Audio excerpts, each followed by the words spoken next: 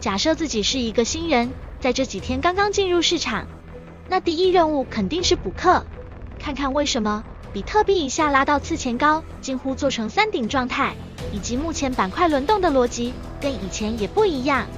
每次行情既有相同之处，也必然有不一样的地方。历史是踩着相同的韵脚螺旋演进的。这次在2月26日号从5万以下拉到64000是挺意外的，相信长懵了不少人。整个拉升过程3天时间一气呵成，没有丝毫犹豫迟缓，完全打破了我之前对于5月降息前先跌后涨的判断，那也许就变成了降息前先涨后跌了吧。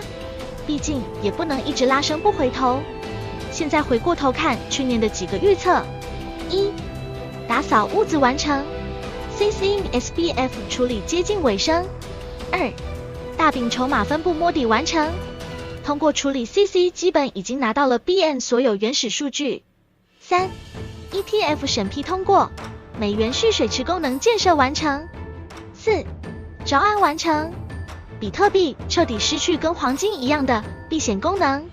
现当然懂点物理学的都知道，黄金只能在中子星或超新星爆炸时产生，与钻石最大的不同就是对撞机制造成本远高于其市价，是唯一真正稀缺有储存价值的东西。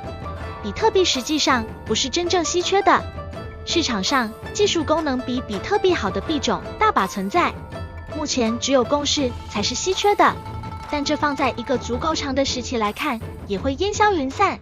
比特币现在的功能就是美元蓄水池及你懂的那些交易的，按照这个逻辑看，1万亿还太小，起码要到10万亿级别才够用。这么算下来，大饼100万不是梦。6.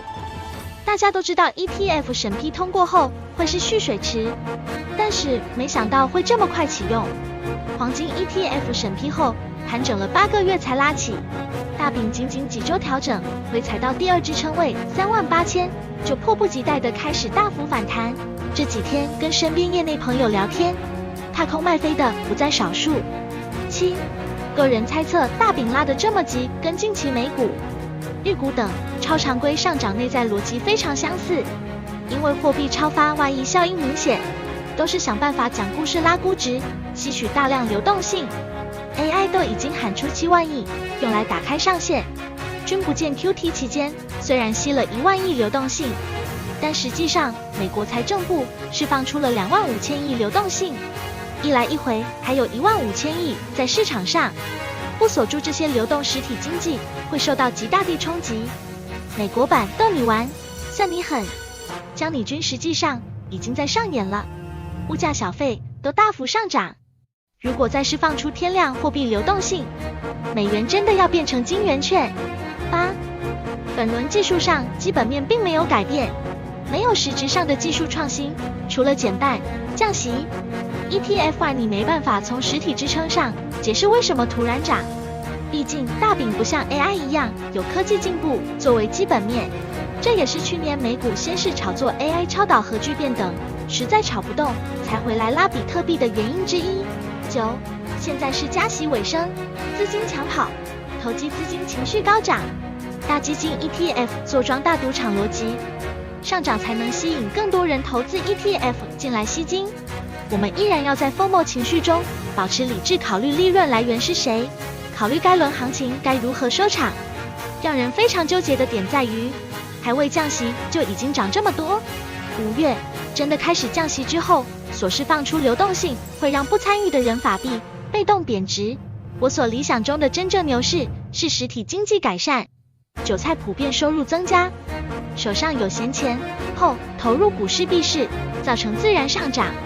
但现在的实体经济有多差，想必大家都知道，因为所泛滥流动性所造成的人工牛市非常的吃信息，操作难度远大于正常牛市，这也是本轮牛市普通韭菜踏空卖飞，没有赚钱效应及造福体感的原因之一。这种机构人造牛，因为上涨逻辑与人的生物性体感有差异，所以想抓住的难度会更高。